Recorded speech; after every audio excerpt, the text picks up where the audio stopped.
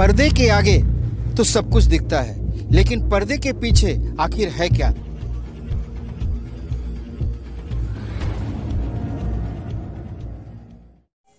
नमस्कार, डिजिटल खबरीलाल के खास कार्यक्रम पर्दे के पीछे में आप सभी का स्वागत है।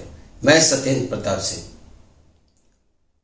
आज इस विशेष कार्यक्रम को शुरू करने के पहले आप लोकसभा में मुर्शिदाबाद से टीएमसी के सांसद यूसुफ पठान द्वारा व्यक्त की गई चिंता भरी इस स्पीच को जरा गौर से देखिए व सुनिए। माननीय अध्यक्ष महोदय, मैं सरकार का ध्यान पश्चिम बंगाल में जूट श्रमिकों और जूट उद्योग की ओर आकर्षित करना चाहता हूं। अध्यक्ष महोदय, जूट एक महत्वपूर्ण पर्यावरण के अनुकूल रेशा फसल है जो मुर्शिदाबाद, हुगली और नदिया जिलों में उगाई जाती है। यह उद्योग हजारों परिवार का जीवन यापन करता है, लेकिन वर्तमान में यह कई चुनौतियों का सामना कर रहा है। प्लास्टिक बैग के बढ़ते हुए उपयोग के कारण कई जूट मिलें बंद हो गई है। जूट की कम कीमत मिलने के कारण कई किसान इस फसल को उगाने में संकोच कर रहे हैं। सरकार ने प्लास्टिक की बैग पर प्रतिबंध लगाया है और जूट बैग का इस्तेमाल करने की सिफारिश की है, लेकिन इसका प्रभाव कहीं दिख नहीं रहा है। मैं सरकार से अनुरोध करता हूं कि जूट मिलों और जूट की खेती को बंद होने से रोकने के लिए विशेष ध्यान दिया जाए और इसे बढ़ावा देने के लिए प्रयास किया जाए, ताकि जूट की खेती करने वाले किसानों को उसका सही मूल्य मिल सके और जूट श्रमिकों को ज्यादा से ज्यादा रोजगार प्रदान किया जा सके। धन्यवाद अध्यक्ष। आप लोगों ने गौर से देखा व सुना भी। यूसुफ पठान की चिंता वाजिब है, लेकिन इसके लिए जिम्मेवार कौन है?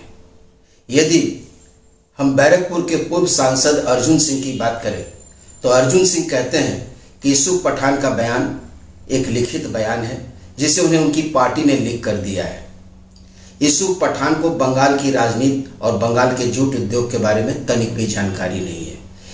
यह सवाल उनको केंद्र सरकार से करने से पहले और अनुरोध करने से पहले उनको पश्चिम बंगाल सरकार से भी पूछना चाहिए कि आखिर ये स्थिति आई क्यों। 13 साल से पश्चिम बंगाल में ममता बनर्जी की सरकार है। ममता बनर्जी की सरकार ने आखिर इसके लिए किया क्या? क्यों जूट उत्पादन कम हो गया और क्यों जूट की खेती कम होने के बाद जूट मिलों की स्थिति ऐसी क्यों हुई? इसके पीछे के कारण को समझना होगा।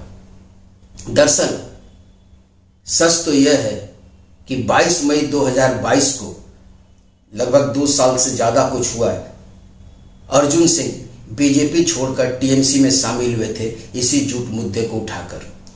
इसके लिए वह दिल्ली में केंद्रीय टेक्सटाइल मिनिस्टर पीयूष गोयल से भी मिले थे, जूट आयुक्त से भी मिले थे। संसद में उन्होंने बात उठाई थी, लेकिन वही ढाक के 3 पाल। आज वही अर्जुन सिंह कह रहे हैं कि इसके लिए राज्य सरकार भी उतना ही जिम्मेवार है। दरअसल बंगाल का जो जूट उद्योग है यह श्रम मंत्रालय के अंतर्गत देखा जाता है और श्रम मंत्री यानी लेबर मिनिस्टर मलय घटक के पास और भी सारे धंधे और बिजनेस हैं, जिससे वो इसके इंटरेस्ट पे या इसके हित में ध्यान नहीं देते हैं। अब सवाल यह है कि आखिर जूट उद्योग इतना बद से बदतर स्थिति में गया कैसे? अगर हम बात करें तो क्या आप जानते हैं कि 1885 में सबसे पहले जूट उद्योग यानी जूट इंडस्ट्री की स्थापना हावड़ा के बगल में हुगली जिले के रिसड़ा में स्थापित हुई थी। यानी पहला जूट इंडस्ट्री लगभग 139 साल पहले बंगाल में स्थापित हुआ था। क्या आप जानते हैं कि देश में 111 चालू और बंद जूट मिलें हैं, जिसमें 82 जूट मिलें सिर्फ पश्चिम बंगाल में है। यानी पूरे देश के 74% जूट मिलें बंगाल में है। लेकिन बावजूद इसकी स्थिति बद से बदतर क्यों होती होगी?